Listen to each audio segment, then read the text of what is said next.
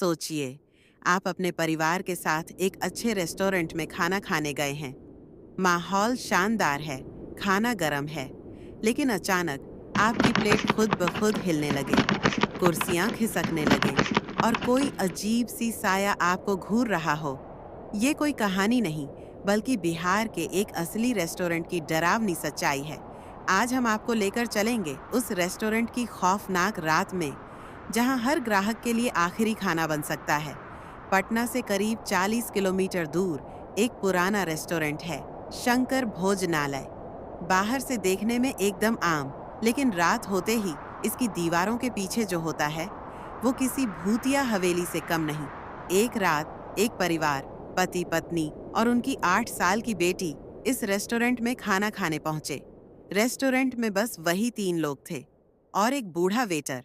माहौल शांत था, लेकिन एक अजीब सी ठंडक थी जो एसी के बिना भी महसूस हो रही थी। जैसे ही उन्होंने ऑर्डर दिया, बेटी ने कहा, मम्मी, कोई मुझे घूर रहा है। माँ ने हंसते हुए कहा, अरे नहीं बेटा, कोई नहीं है यहाँ। लेकिन तभी खाने की प्लेट अपने आप टेबल से गिर पड़ी।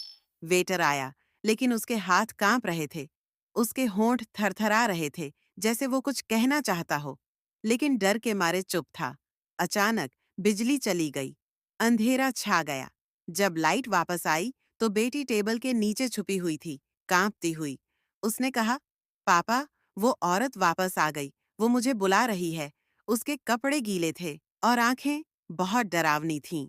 वो औरत दरअसल इस रेस्टोरेंट की पुरानी मालकिन थी। 12 साल पहले रेस्टोरेंट में आग लगने से उसकी मौत हो गई थी, लेकिन कहते हैं उसकी आत्मा आज भी भूखों की थाली देखने आती है, और जो बचपन में उससे मिले बिना चले जाते हैं, उन्हें वो चैन से जीने नहीं देती। परिवार डर गया।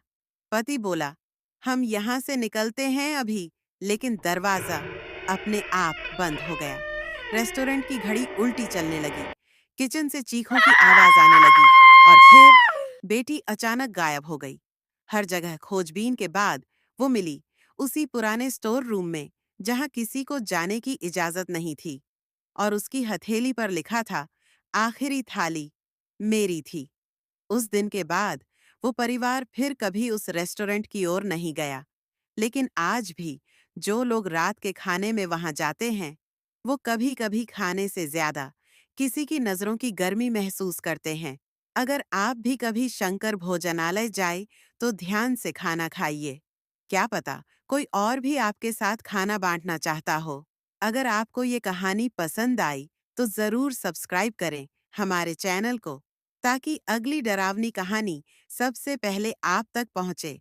और अगर आप अब भी डर के साए में हैं, तो देखिए हमारी अगली कहानी